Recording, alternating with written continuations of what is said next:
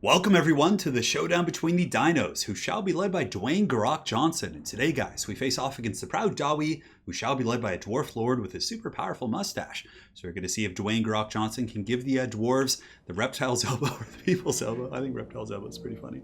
Now, as far as the build goes in the front line, it's going to be a combination of the red-crested skinks and standard saurus.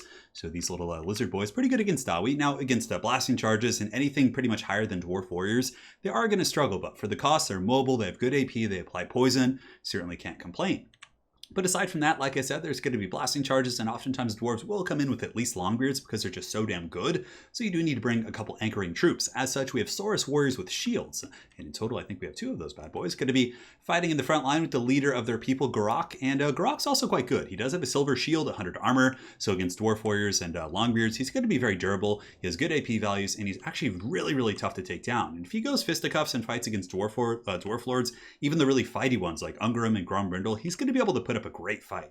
He's got 15 physical resist base. He has the Rock of Itza, so this actually gives him 44% physical resist as well, which won't help him against Grombi, but against like standard dwarf lords it should.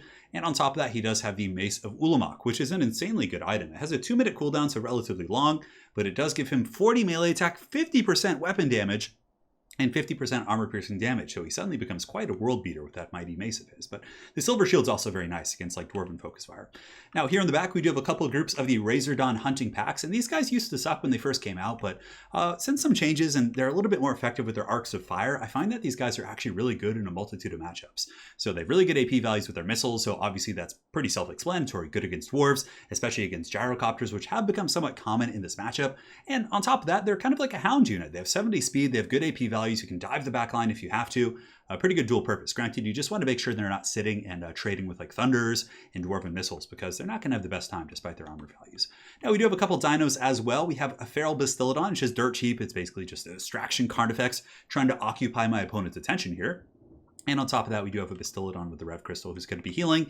And of course is another target, but for the most part, having those heals is going to be very nice, because if the dwarves do get some really good focus fire with their gyros or their thunders, I want to be able to heal up Dwayne over here. Up in the sky, we do have the Ripperdactyl Riders, and I like these guys as kind of a one-of.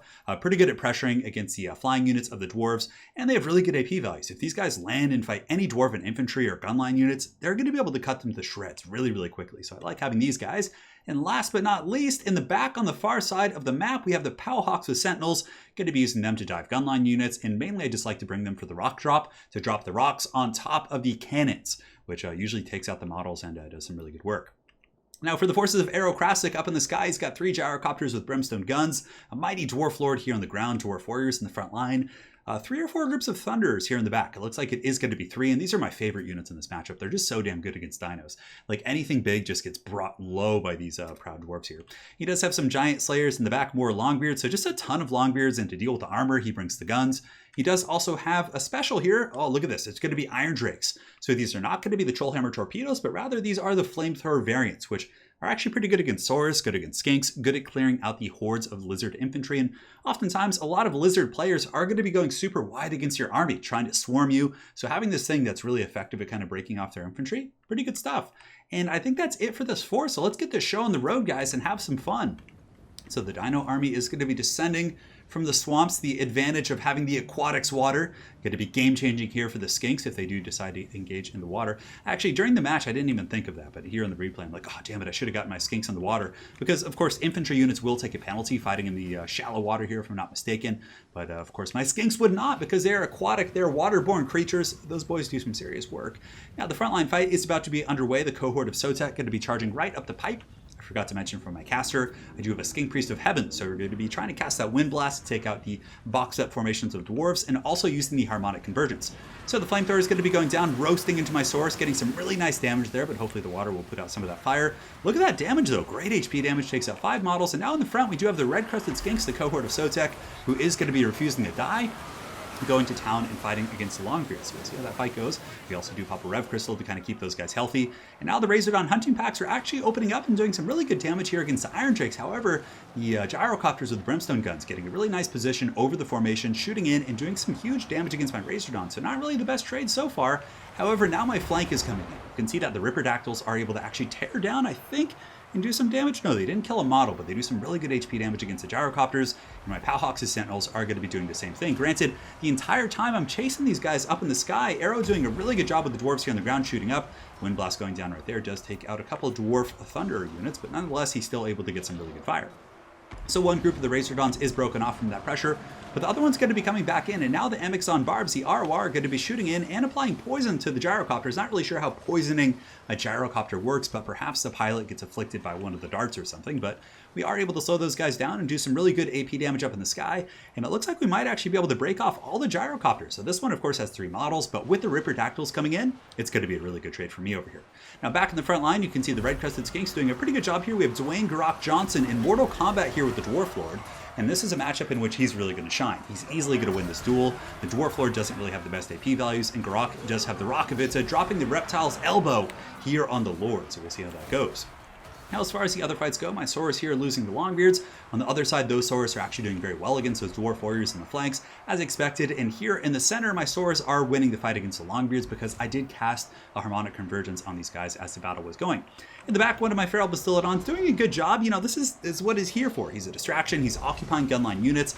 But at the end of the day, Aerocrastic is going to be able to take this guy down really quickly as these proud dwarves coming in with their mighty Slayer axes going to be able to chop down this poor Feral Bastiladon. He's probably not going to be long for this world.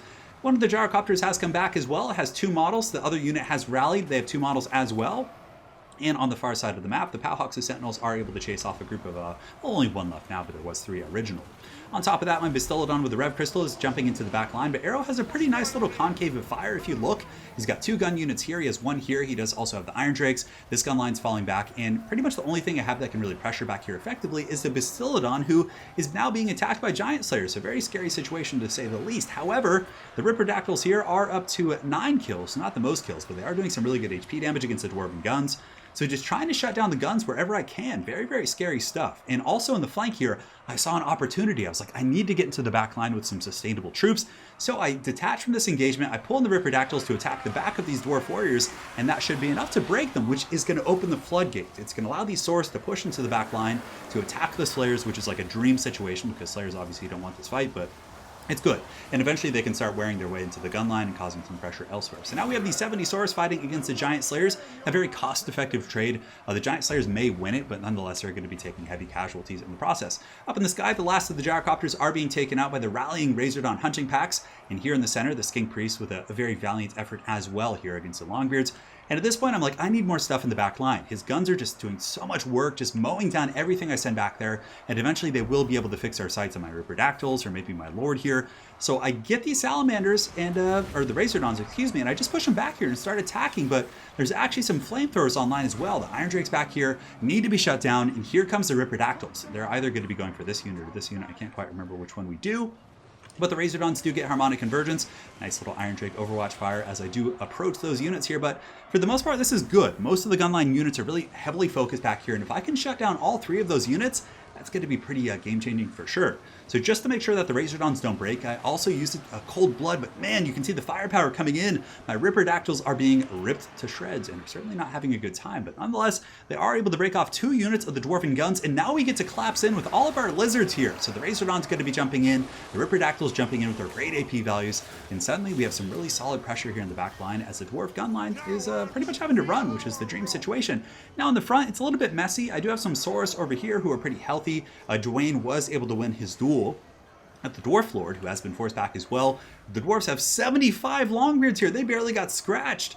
On top of that, he does also have 59 Longbeards here, 67 Dwarf Warriors, and the Giant Slayers over here have been in a fight with the Saurus, and the Saurus were actually winning that, but now they're going to be overwhelmed because Longbeards are going to be flanking, and this group of Saurus probably going to be meeting their end here in the swamp, but nonetheless, making the old ones proud.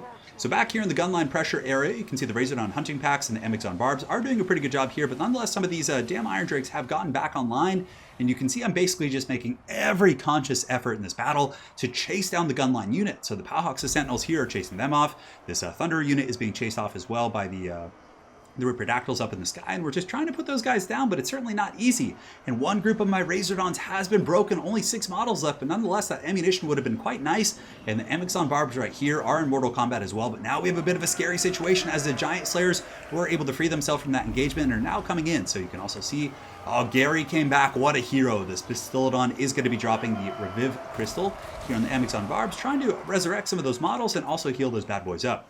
So currently, as it stands, guys, it's a very, very close battle. Just absolute nail-biter as the Dwarves do get a bunch of units rallying here. So the 59 Longbeards and the Thunder is back online as well. But the Giant Slayers are a little bit occupied here with this glorious Pistolodon with the Stand Your Ground buff being activated. So I do use my Riptidactyls to go in there and try and shut down the gun units once again. Because if the gun units are offline, it kind of gives me freedom to go wherever I want on the battlefield. I can stick and move, I can kite a little bit, I can dive with my Riptidactyls, but if his guns are online, I pretty much have to beckon to his will. I have to come in, I have to fight, and it's not a pretty situation. So these Saurus over here are fighting, but their melee attack has been hampered by the Star Metal armor of the Dwarf Lord. It's down to 28 right now. A little bit of a supporting fire coming in from the Powhawks and Sentinels, but nonetheless, these guys probably will be buckling off in just a moment. But man, Saurus are such a durable unit, just holding to the bitter end. But it looks like the bounce power has gotten a little bit Dwarf favored. I think it was a little bit further in my favor for quite some time, and you can see it's kind of fluctuating back and forth in the middle. In the meantime, he does chase off the Rev Crystal here with the remnants of the Giant Slayers. Only 12 of those guys, but man, doing a really, really good job right there. But guys, one thing I have going for me is the fact that I have Dwayne Gor-Rok Johnson. Dwayne is going to be super hard to kill if you're looking at Longbeards and Dwarf Warriors and things like that. It's going to take a long damn time to wear that guy down. So that's really the big X factor. I don't know why my brain just totally locked up there. It's the X factor that I have going for me here in this situation. So a little Skink Priest of Heaven's going to be falling back as well. Going to be trying to efficiently use the ammunition from my Amazon Barbs, but some of the guns have come back. It looks like there are 15 Thunderers over there. So seeing that, I do grab the Powhawks and Sentinels, who've been a really good mobile kind of a stick and move unit this entire game. And they are going to be swinging over there, and they should be able to finish those guys off. So at this point, Riptidactyls is charging in, just like I said, really focusing on the gunline units. Dwayne is going fisticuffs with his Dwarf Lord and giving him the Reptile's elbow. This guy is in a lot of trouble. The Dwarf Lord heavily losing this fight. Dwayne rocking 60 melee defense, 100 armor, 45 melee attack with great physical resist on top of that. And you can see the Dwarf Lord's actually a little bit beat up here. Skink Priest coming in, a heroic save, shutting down the Iron Drakes temporarily and buying time for the Riptidactyls to actually dive in and finish them off, because had the Skink not dove in and the Flamethrowers had been able to roast some of my Riptidactyls, that could have been a pretty dire situation. Now the Dwarf Lord and his Giant Slayers going to be coming over here trying to catch the little Skink, but he is actually faster than the Giant Slayers, which is nice. Skinks, of course, have 46 speed, and the Amazon Barbs are using the last of their ammunition here to shoot against some of the Dwarven units here, going after the Slayers, going after the Blob, using that juicy AP. Riptidactyls over here, also chasing off some of the gunline units. My Pistolodon on the far side, man, I was hoping he would come back, but with 41 HP, I didn't think that this Pistolodon, in retrospect, would come back here. He's looking a little bit grim bones, but guys, basically all I have is Dwayne. I mean, I have a couple of the Amazon Barbs here, where I'm going to be doing some cycle charging, a little bit of poking damage, because again, I do have Dwayne Gor-Rok Johnson fighting here. But yeah, it's really going to be him putting the game on his back here, and you can see he does get away from the blob here of angry Longbeards, these grumbling old ones. And from here, Gor-Rok is going to be going after this Dwarf Lord. I know I need to finish him. I need to get him away, because if he's kind of able to tease, right? So, for example, if Dwayne is surrounded by the Longbeards, he's in combat, and the Dwarf Lord is able to kind of come in and out and just kind of feign attacks on Gor-Rok, I have to respect that, which means I'm going to be taking damage while trying to defend against the Dwarf Lord, and it's not what I want. So here, Riptidactyls do jump in. They're able to get onto the Dwarf Lord, and here comes Gor-Rok. He's going to be going in, and the Dwarf Lord looks like he's going to be running. Now, I don't know who's actually faster here. 34 speed against 32.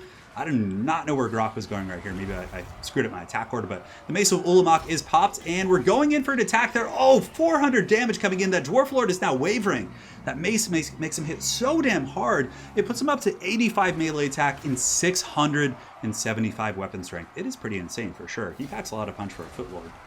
Now over here, you can see that the Lord is going to be running. We have a couple units to chase him off with, and now the game gets a little bit grindy at this point, guys. So we're going to be doing some fast forwarding here as the Riptidactyls, or excuse me, the Powhawks and Sentinels are going to be chasing off some of these Flamethrower units here, and the Dwarf Lord might be able to come back. I wasn't too worried about it because I knew he was very low, and you know, I could probably dive him with anything and he would break. But really, it's going to be Gor-Rok versus the world. So I'm using Harmonic Convergence on him to make him tankier, putting his melee defense up to a whopping 84. And basically, over the course of the next few minutes, I'm just going to be cycling between the Rock of Itza ability to give him physical resist, the Mace of Ulamog, stand your ground, and all that good stuff. So let's look around here. The Skink is kind of just chasing down riding dwarf units. The Amazon Barbs are doing the same thing. The Dwarf Lord has come back, which is a little bit unfortunate. I'm also going to be getting my Powhawks of Sentinels here to try and finish off the last of these 2 Giant Slayers. And here we do see the Dwarf Lord coming back in. So the Salamanders will be helping to finish off those Slayers, which just won't go down. There was literally 2 of them and they wouldn't go down. But here come I was about to say the Salamanders, or I always get those guys confused about the freaking Razordon hunting packs. But we're going to be getting in, diving the Dwarf Lord, just doing a little bit of cycle charging so we don't lose any models. And it looks like we might be able to break him here. He's got 5 leadership, -5, and he is broken, which is quite nice. So from here, we can basically just outmaneuver the Dwarven support with our Razordon hunting pack and hunt him down, which is, I feel like that's very thematic, right? You have the Amazon Barbs like just pouncing and striking, shooting their barbs, and when their prey runs, that's when they go for the kill. Now back to the grind, we have Gor-Rok. He's up to 111 kills. He's just been fighting nonstop. Stand your ground is active, so he's just going to be continuing to try and club through these Dwarven infantry. 112 kills, 113, and he's certainly doing well. I was kind of sad he wasn't attacking into the main formation here, but both myself as well as Aerocrastic's forces are going to be taking penalties, I believe, from fighting in the water. So that's probably why this was even grindier than I really thought it was.